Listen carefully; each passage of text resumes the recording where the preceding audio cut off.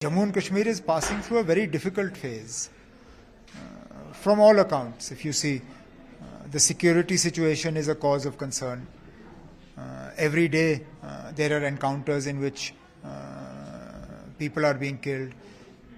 Security forces are also laying down their lives. There is no area in Kashmir that is free from militancy. So it is obviously a matter of concern. There is very little economic activity, barring a bit of tourism. Other than that, the economy is in shambles. Unemployment is at record levels today.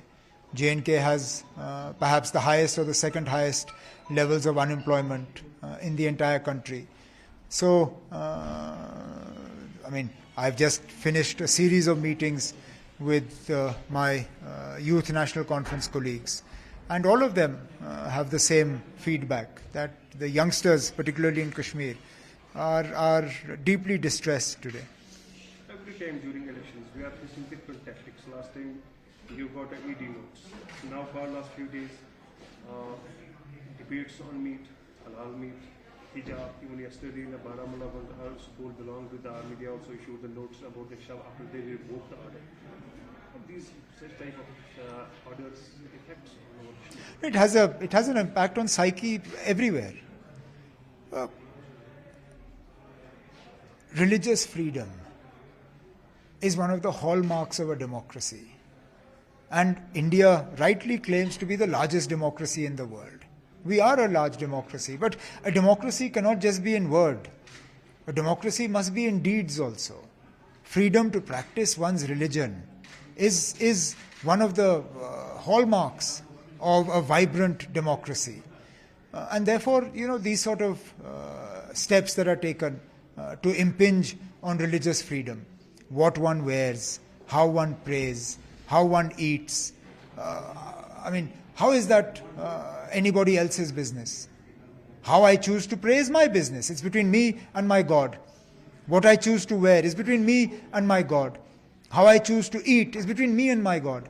I don't get to tell anybody else how they should do it. So why should somebody tell me? And I think this is unfortunate. This sort of attempt to, this move to control, this atmosphere of intolerance. It doesn't bode well for this country, because we are a large country. We are a diverse country. We are not a country of one religion. We are not a country of one culture. We are not a country of one language.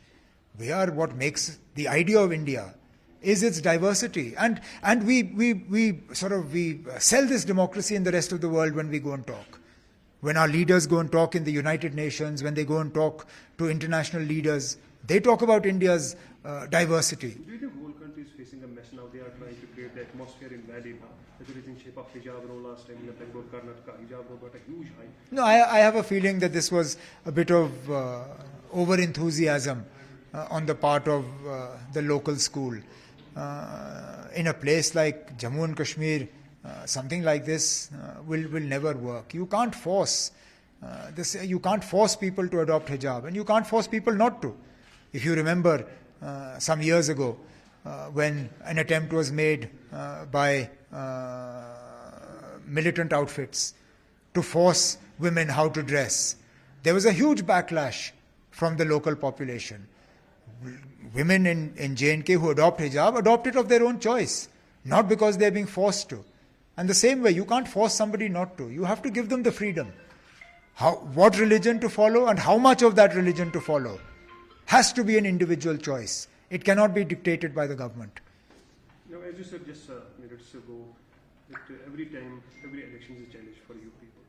How do you see this, the coming elections, which most probably, according to the Home Minister's announcement, maybe in the October or November? As you yesterday said that you will fight with each other, the PhD will play a role.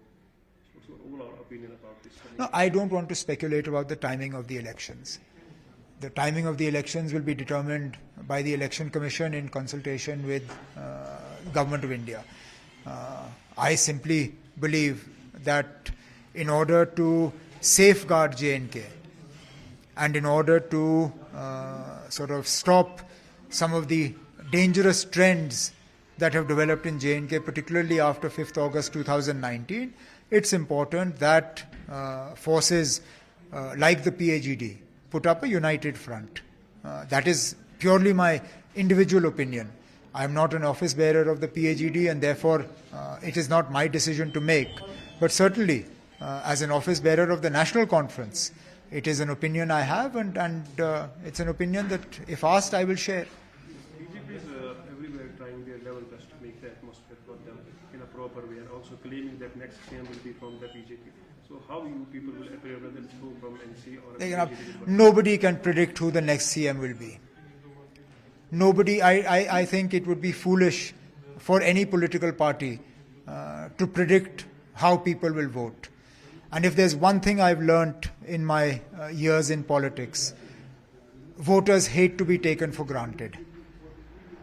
Therefore, I think the BJP would be better advised to stop making predictions like this. Leave the decision to the people. People will decide what they want. And if the DDC polls are anything to go by, then it will not be an easy task for the BJP. Not only PAGD, do you think other political parties should be united like PAGD to defeat the BJP or stop the BJP? I can't speak for them. Obviously, one would like more parties to join, but some have their own compulsions, some have their own weaknesses, some have their own political ideology. So, it has to be their choice. They must decide what they believe is in the best interests of J&K. During past number of times, you gave your suggestions to the government of India to maintain the really good relations with our neighboring countries. Now, recently their political scenario has been changed. Do you think any impact on this side? Well, obviously, changes in Pakistan do have an impact on Indian foreign policy, and particularly for Jammu and Kashmir. So far, on the line of control, the ceasefire has held. That is something that we welcome. Unfortunately, a conducive climate for dialogue has not yet been established. And I believe responsibility for that rests with both countries. Both India and Pakistan must create a climate conducive for dialogue. That responsibility doesn't just rest with India. India has concerns that Pakistan must also take into consideration. There is a new Prime Minister there. In the past, we have seen that when Prime Minister Modi visited Pakistan, he visited when Nawaz Sharif was Prime Minister. Now Nawaz Sharif's brother is the Prime Minister. Perhaps this gives us an opening. If this is an opening and it can be taken advantage of, then yes, we would definitely welcome that. नमस्कार, मैं हूं मानक गुप्ता। अगर आपको हमारा ये video पसंद आया हो तो इसे लाइक और शेयर जरूर करें, और हां, हमें सब्सक्राइब और फॉलो करना ना भूलें ताकि आप देश और दुनिया की कोई खबर मिस ना करें। तो जुड़े रहिए हमारे साथ और देखते रहिए News24।